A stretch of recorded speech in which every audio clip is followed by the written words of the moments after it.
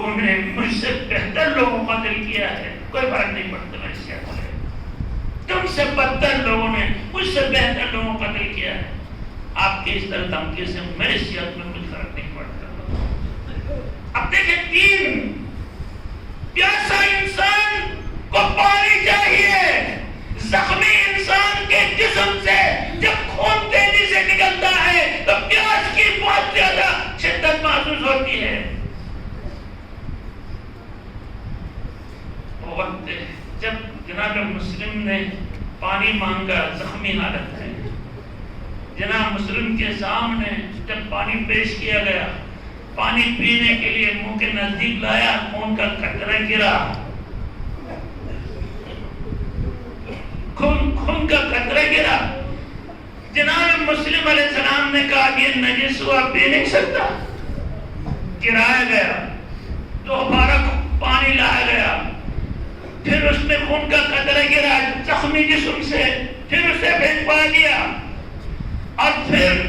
اور پانی تیسری دفعہ جب لایا گیا اپنے منہ کے نزدیک لے گیا تھا، دانت ہی گر کے پانی کے اندر،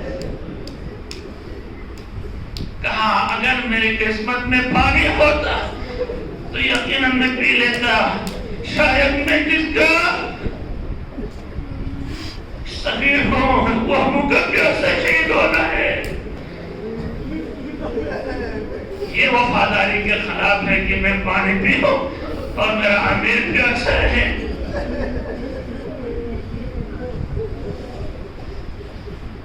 اور پھر ابن زیاد سے کہا مجھے وصیت کرنی ہے۔ اب دیکھیں ایسے ہوتے ہیں علی کے چاہنے والے، مجھے اپنی عاقبت کی فکر ہے، شہید ہو رہا ہے، کہا مجھے وصیت کرنی ہے۔ عمر صاحب سے کہا یہ آپ کے ساتھ رشتے میں کچھ لگتا ہے لہذا آپ ان کے وصی بنے۔ عمر صاحب نے وصیت قبول کی۔ جناب مسلم علیہ السلام نے کہا عمر صاحب سب سے پہلے میری وصیت یہ ہے کہ میں اس کوفے میں آیا ہوں تو 700 درہم کا مقروض ہو چکا ہوں، لیکن شہید ہو رہا ہے، لیکن دین کے اقدار کو پامال ہونے نہیں دے رہا ہے۔ اور حدیث میں ہے کہ شہید کے شہادت کے بعد اس کا جب پہلا قطرہ زمین پہ گرتا ہے تو اس کے سارے گناہ بخش دیے جاتے ہیں سوائے اس کے قرضے کے۔ وہ قرضہ جب تک ادا نہیں ہوتا شہید کو نہیں بخشا جاتا ہے۔ جنگ احد میں پیغمبر خدا نے قبیلے کے افراد کو بلایا، ایک قبیلے کے افراد، جنگ احد میں آپ کا شہید ہو چکا ہے، جنت کے دروازے پہ روکا گیا ہے،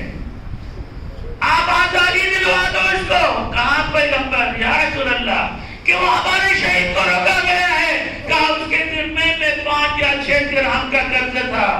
وہ جب تک نہیں چکائے گا جنت میں داخل نہیں ہو سکتا ہے، صدر اسلام کے بہترین شہداء میں سے۔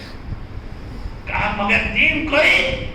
ایسی چیز تو نہیں ہے کہ ہماری مرضیوں سے خواہشات سے ہمیں نجات ملے، یا دین کا عمل کر کے؟ حضرت مسلم کا عمل بتا رہا ہے، دین وہ نہیں جو ہم سمجھ رہے ہیں، دین کوئی اور ہے۔ کہا دین کیا ہے کہ آپ کا اپنا قرض چکائے بغیر آپ کے لیے نجات نہیں ہے، آپ میرے جنگی اسلحہ، میرے ذرہ، میری تلوار، میری خود جو کچھ ہے اسے فروخت کر دو اور میرے 700 درہم کا قرض ادا کرو۔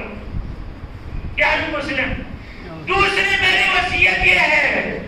کہ جب میں قتل کر دیا جاؤں تو یہاں پہ میرا کوئی نہیں ہے، آپ سے وصیت کرتا ہوں کہ مجھے دفنانے کا انتظام کیجیے، کہ میری لاش پامال رہے، میری لاش زمین پہ پڑی رہے۔ اور آخری میری وصیت یہ ہے، اے شیعو